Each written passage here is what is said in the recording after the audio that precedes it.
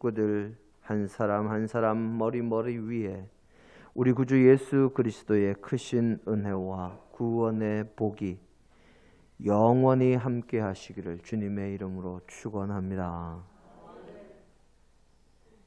지금 그래도 아직 중간중간에 빈자리가 있어서 마음에 흡족하지는 않습니다만 그래도 이제 좀 예배 드리는 것 같다 하는 마음이 듭니다.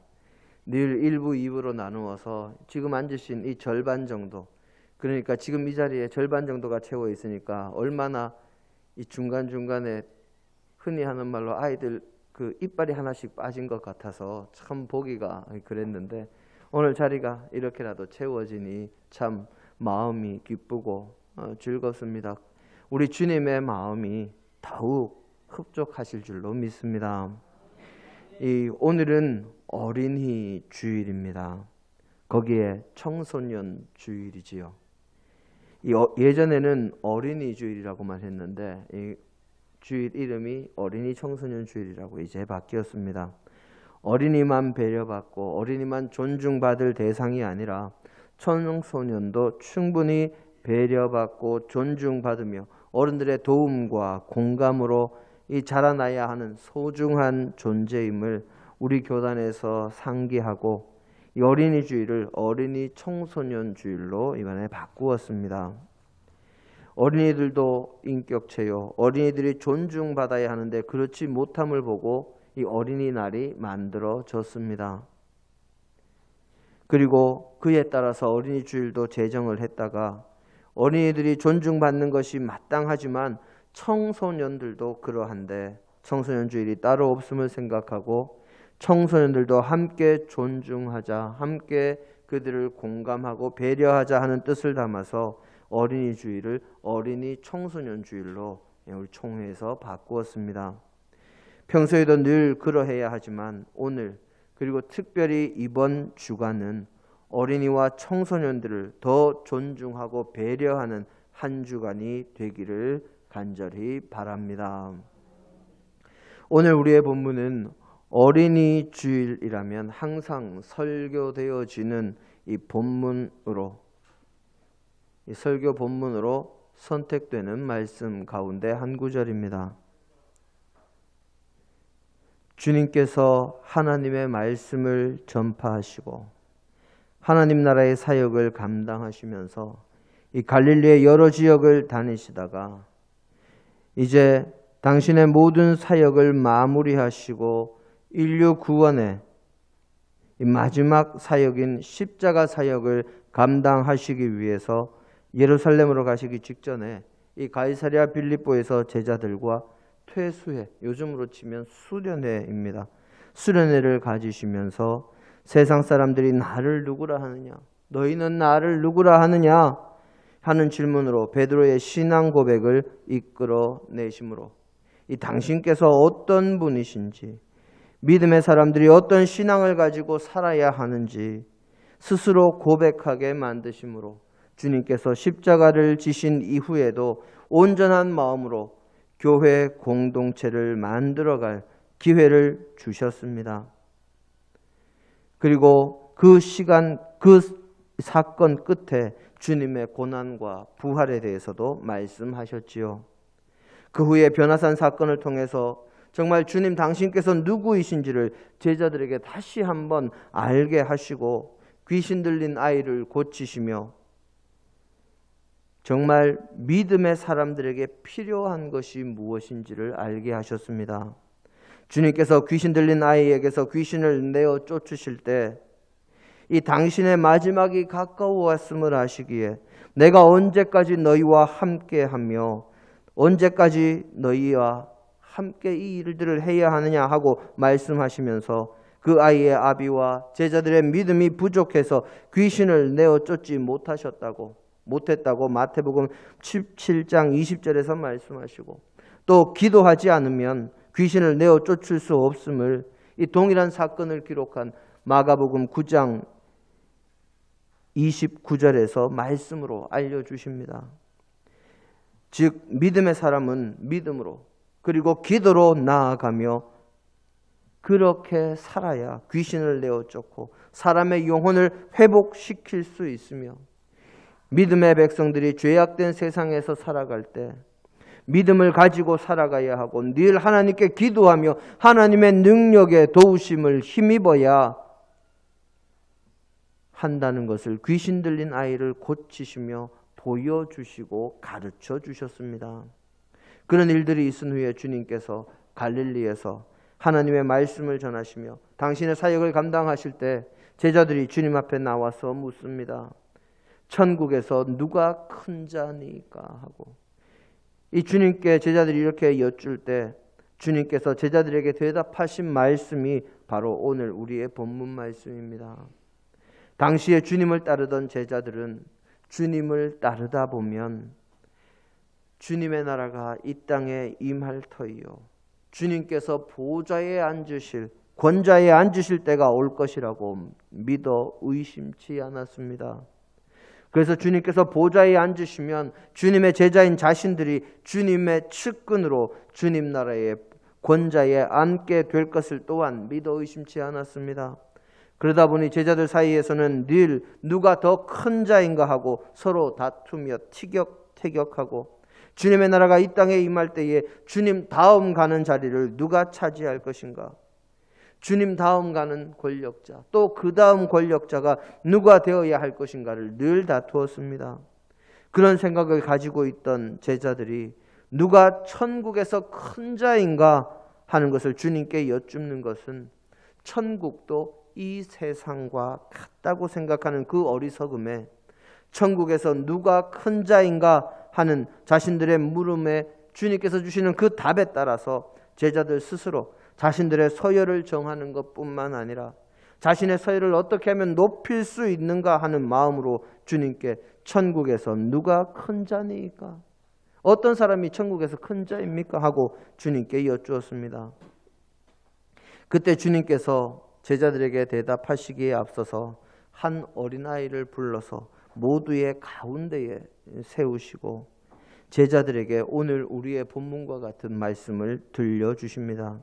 천국에서 큰 자, 천국에서 인정받는 사람은 높아지려는 사람이 아니라 낮아지는 사람, 교만한 자가 아니라 자신을 낮추는 사람, 다른 사람을 부리려는 사람이 아니라 다른 사람을 위해서 봉사하고 수고하고 헌신하는 사람, 다른 사람을 높이고 영접하는 사람이 하느님 나라에 들어갈 수 있고 하늘나라에서 큰 자라고 주님께서는 말씀하십니다.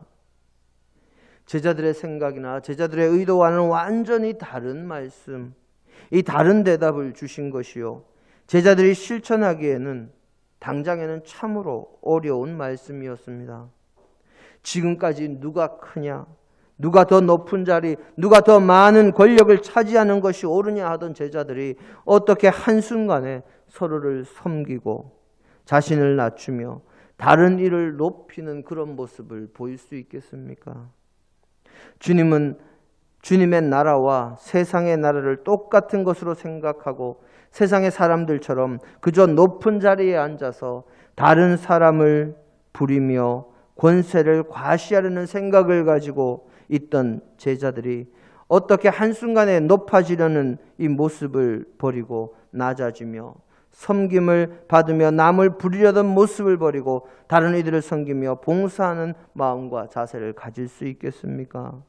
그래서 주님께서는 아이를 가운데 세우시고 아이와 같은 사람이 되라고, 아이들과 같이 되라고 말씀하신 것입니다. 아이들은 다른 사람들과 함께 하기를 원할 때 자신이 높아지고 자신이 권력을 가지고 자신이 다른 사람들을 위해 서려고 하거나 자신을 돋보이게 하려고 다른 이들을 원하는 것이 아니라 그저 함께 하는 것이 아이들에게는 목적입니다. 쉽게 말하면 함께 놀려고 하는 것이지요. 함께 교감하려고 하는 것이지요. 거기에 아이들은 무슨 목적이나 의도를 가지고 다른 사람의 이야기를 듣거나 공감하기보다 그저 다른 이의 모습이 기쁘면 함께 기뻐하고 슬퍼하면 같이 슬퍼하며 타인의 감정에 아주 순수하게 공감하며 어려운 이에게 위로를 하는 그런 마음을 가지고 있기 때문에 주님께서는 아이들과 같아져야 한다 하고 이야기를 하십니다. 우리 성도님들, 어린아이들 앞에서 웃는 모습을 한번 보여보십시오. 아이들이 같이 따라서 웃습니다. 아이들 앞에서 우는 모습을 한번 보여보십시오. 아이들이 그 슬퍼하는 모습에 그 작은 손으로 와서 어깨를 토닥토닥 두들겨 줍니다. 또 어른이 어디가 고통스러운 듯이 아야 하고 있으면 와서 호 하는 것이 어린아이들입니다. 이 어린아이들이 공감해 주는 그런 모습, 거기에서 정말 어른들이 어찌 보면 참으로 위로를 받습니다.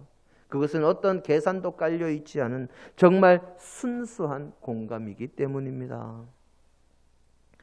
엔트로피라는 책과 육식의 종말이라는 책으로 우리나라에 잘 알려진 미국의 저명한 경제학자요 사회학자인 제러미 리프킨이라는 사람이 쓴 공감의 시대라는 책이 있습니다.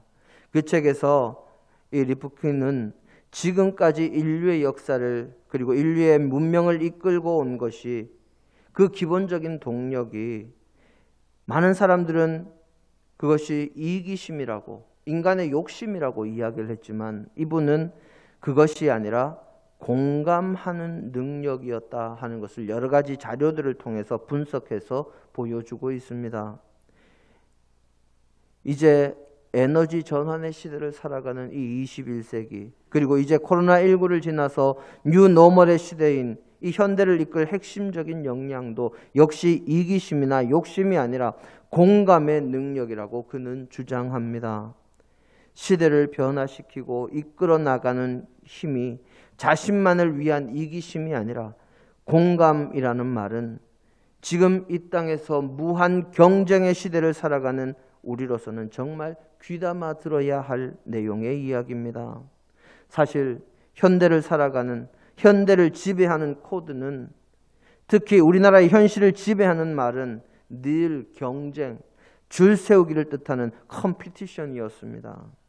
공부를 하기 위해서 학교를 들어가려고 해도 자아실현과 경제적인 이유로 직장을 가지고 일을 하려고 해도 또 국민을 위해서 봉사하며 나라의 일에 복무하려고 해도 늘 커트라인이라는 것이 존재했고 모두가 경쟁이었습니다. 그런 경쟁으로 인해서 그 경쟁에서 뒤처지지 않으려고 하다 보니 우리 한국 사회가 지금처럼 어려운 현실을 마주하게 된 것이지요.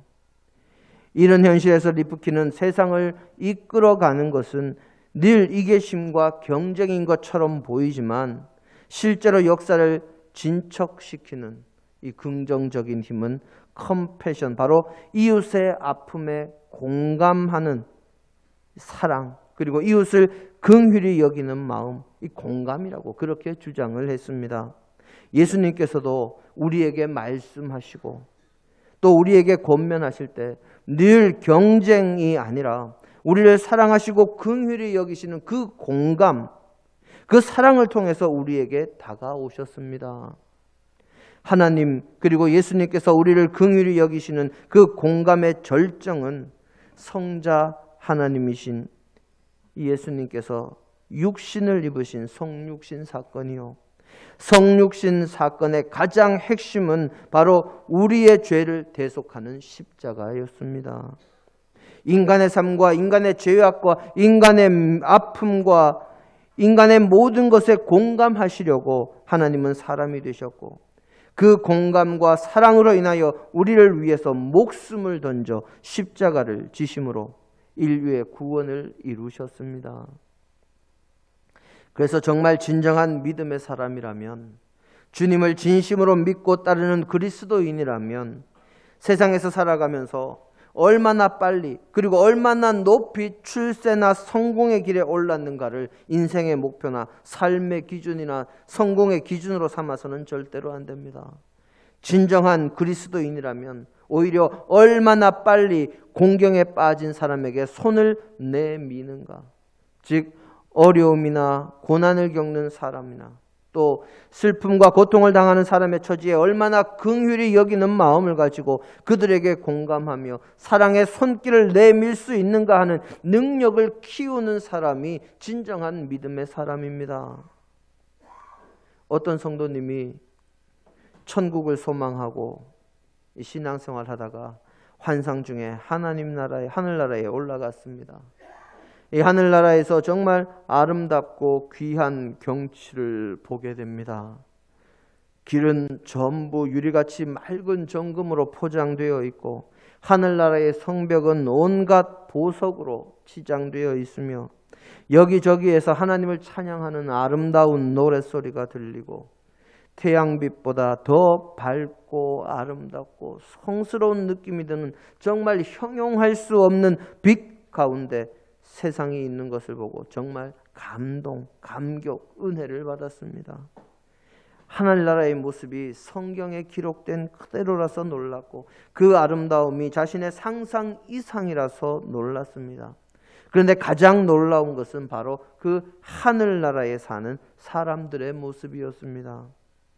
이 성도님은 하나님의 나라에 사는 사람들을 보고 정말 깜짝 놀랐는데 그 사람들이 전부 하나같이 한쪽 손이 없거나 한쪽 발이 없거나 왼쪽 눈이나 오른쪽 눈이 없거나 귀가 없었습니다. 천국에 사는 사람들이라면 그 천국의 모습처럼 아름답고 귀하고 정말 행복해야 하는데 하나님께서 다스리시는 그 천국에 사는 사람들의 모습이 왜 이렇게 하나같이 어느 한 지체가 없는 모습인가 하고 놀랐습니다. 너무 놀란 이 성도님의 모습에 천사가 설명해 줍니다. 이들의 모습이 이렇게 어느 한 지체가 없는 것은 세상에서 살면서 죄 짓지 않으려고 스스로 잘라버렸기 때문이라고 그렇게 말합니다. 이 성도님은 그 환상에서 그 꿈에서 깨고 나서 천국을 생각하고 또 이 땅에서 살아가는 자신의 삶을 생각하면서 한없이 울고 또 회개했다고 그럽니다. 우리가 세상에 살면서 죄 짓지 않고 산다는 것은 참으로 어려운 일입니다. 예수님께서 우리에게 주신 말씀대로 마음에 품은 죄까지 따진다면 정말 우리의 온 몸은 성할 때가 하나도 없는 것이 정상적일 것입니다. 그런데 몸의 지체를 찍어내므로 지켜야 할 만큼 내가 죄를 짓지 않는 그 일보다 더 중요한 일은 나로 인해서 다른 사람이 죄 짓지 않게 하는 것이라고 오늘 우리의 본문은 또한 우리에게 증거합니다. 예수님께서는 주님의 믿는 사람들 가운데서 작은 사람 하나라도 실족하게 죄 짓게 만드는 사람은 손을 찍어내거나 발을 찍어내는 그것보다 차라리 그 목에 큰 연자맷돌을 매달고 바다에 빠지는 편이 낫다고 말씀하셨습니다. 내가 죄를 지으면 그 죄로 인해서 죄를 지은 자신의 지체를 없이 하면 된다고, 찍어내버리면 된다고 말씀하신 주님께서 나 때문에 다른 사람이 지극히 작은 사람 하나라도 죄를 지으면 손발이 아니라 온몸을 던지라고 말씀하신 것입니다. 요즘 세상에서 하는 말로 내로남불이라는 말이 있습니다. 자신이 하면 로맨스요, 남이 하면 불륜이라는 말이지요. 똑같은 잘못된 행동이라도 내가 하면 괜찮고 남이 하면 정말 있어서는 안 되는 큰 죄라고 하는 것입니다. 이 말처럼 사실 세상 사람들은, 아니 우리 믿음의 사람들도 자신이 죄를 짓고도 자신의 죄를 잘 모릅니다. 또 죄를 짓고도 그것을 어떤 방식으로든 합리화시키는 것이 세상 사람들, 그리고 우리 믿음의 사람들의 일반적인 모습입니다. 자신이 지은 죄나 잘못된 행동에 대해서도 그렇게 생각하는데 자신이 지은 죄도 아니고 나 때문에 다른 사람이 죄 짓는 것을 사람들이 어떻게 알겠습니까? 아마 아무도 마음을 두지 않을 것입니다. 사실 우리 믿음의 사람들에게 죄로부터 자신을 지키는 일은 정말 중요한 일입니다. 그런데 오늘 우리의 본문 말씀은 남을 죄 짓지 않게 하는 것, 작은 자 하나를 지키는 것이 더욱 중요한 일이라고 말씀하십니다. 특히 어른이라고 내가 스스로 무언가 되었다 하는 사람은, 그리고 주님의 교회에서 직분을 맡은 사람은 더욱 조심해야 합니다.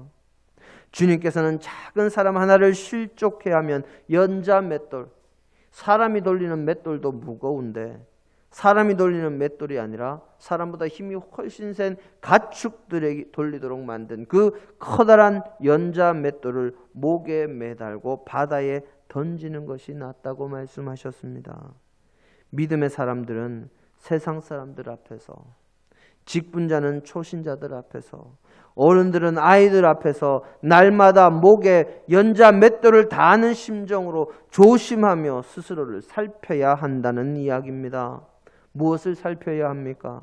지금 나 때문에 누군가 시험에 들지는 않았는지, 누가 나로 인해서 작은 사람, 연약한 사람, 어려운 사람 하나가 아파하지는 않는지를 살펴야 합니다.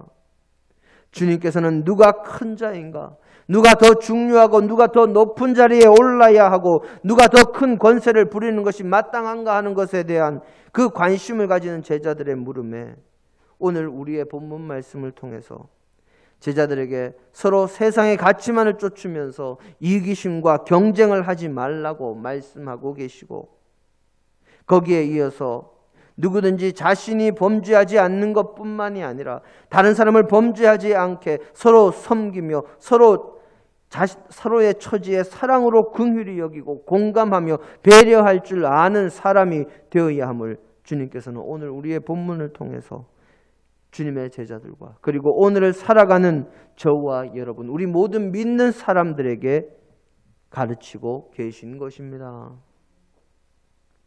며칠 전 신문에 12살 된 중학교 1학년 아이의 사연이 소개가 된 것이 하나 있습니다. 이 아이의 이름은 김상현이라는 아이인데요. 그 기사의 제목에 의사가 꿈이었던 아이, 다른 이들에게 생명을 주고 떠나다 하고 그렇게 기록이 됐습니다. 부모가 이 아이가 지난 4월 6일에 머리가 아프다고 하면서 통증을 호소하다가 갑자기 쓰러졌습니다. 아이의 어머니, 부모가 아이를 데리고 병원에 갔는데 이 병이 무슨 원인인지, 무슨 병인지 제대로 알기도 전에, 제대로 치료를 하기도 전에 아이가 숨은 쉬는데 뇌는 죽어버린 뇌사 상태에 빠졌습니다. 그냥 의식이 없는 식물인간이 아니라 뇌가 완전히 죽어서 생명 유지장치, 이 인공호흡장치를 떼기만 하면 바로 그 순간에 심장이 멈출 수밖에 없는, 다른 나라에서는 이미 죽었다고 판정이 되기도 하는 그런 상태에 빠졌습니다. 의사의 소견으로는 다시 살아나거나 의식을 회복할 가능성이 1%도 없는, 기계의 도움으로 그저 숨만 쉬고 있는 이 죽음의 상태에 빠진 것입니다. 이 아이가 우리 교단에 그리고 김천에서 목회하는 어느 목사님의 조카입니다. 그 목사님으로부터 아이의 상태에 대해서 이야기를 듣고 함께 기도하던 중에 그 부모의 결단에 대해서 나중에 들었습니다. 처음에는 아이가 어떻게든 눈을 뜨지 않을까, 다시 깨어나지는 않을까 하고 기대하고 소망하다가 결국 아이의 부모가 아이의 죽음을 받아들이기로 작정을 했습니다. 그리고 지난 23일, 이제 8일 됐네요. 23일에 장기를 기증하는 수술을 진행하고 아이의 장례를 치렀습니다. 처음 아이의 상태를 들었을 때 눈물만 흘리던 가족들이 아들의 죽음을 겸허히 받아들이고 아이의 질병으로 인해서 고통당하는 자신들처럼 그런 사람들이 자신들처럼 아이가 죽는, 자식이 죽는 고통을 맛보지 않도록 또 작은 소망을 가지고 기도하고 있는 이들이 그 기도에 응답을 받도록 장기를 기증하기로 그렇게 결정했습니다. 그로 인해서 5명의 아이들이 생명을 얻게 됐고 그 아이들이 이제 새롭게 회복하는 단계에 있다는 이야기를 들었습니다. 이 아이의 부모들은, 이 김상현 군의 부모들은 자신들의 아픔에만 매몰된 것이 아니라 자신들처럼 아이를 잃을 위기에 빠져 있는 사람들의 아픔에 공감함으로 장기를 기증하는 정말 귀한 결단을 내린 것입니다. 사랑하는 성도 여러분, 제자들처럼 경쟁하면 지금 한국의 사회처럼 서로 경쟁만을 부추기며 사람이 살아가면 세상은 더욱 각박해지고 아름다운 모습을 잃을 수밖에 없습니다. 하지만 공감하고 배려하면 서로의 생명을 살릴 수 있습니다. 세상에서 오직 나만을 생각하면, 나의 죄, 나의 구원만을 생각하면 경쟁하며 서로를 돌아보는 모습을 가질 수가 없습니다. 하지만 어린아이처럼 순수하게 이웃을 사랑하는 마음으로, 또 긍휼히 여기는 공감으로 이웃을 사랑하면 서로가 존중하고 배려하며 은혜 가운데 거하는 생명을 살리는 길을 갈 수가 있습니다. 저와 여러분은 어떤 길을 가기를 원하십니까? 서로 높은 자리에 올라가려 하고 자신이 높임을 받으려 하는 경쟁의 자리에 있기를 원하십니까? 아니면 서로 섬기며 서로 존중하며 서로 아끼고 사랑하고 그렇게 살아감으로 주님의 은혜와 사랑과 생명 살림이 임하는 공감과 배려의 자리에 있기를 원하십니까? 오늘은 어린이와 청소년들에게 공감하고 배려하며 존중하고 함께하기 위한 어린이 청소년 주일입니다. 오늘 이런 주님의 뜻을 우리가 다시 한번 되새기는 귀한 날 되시고 그 뜻을 실천하기 위해서 결단함으로 크신 은혜와 복의 주인공이 되는 우리 성도님들이, 그리고 그런 제가 되기를 주님의 이름으로 간절히 축원합니다. 함께 기도하십니다.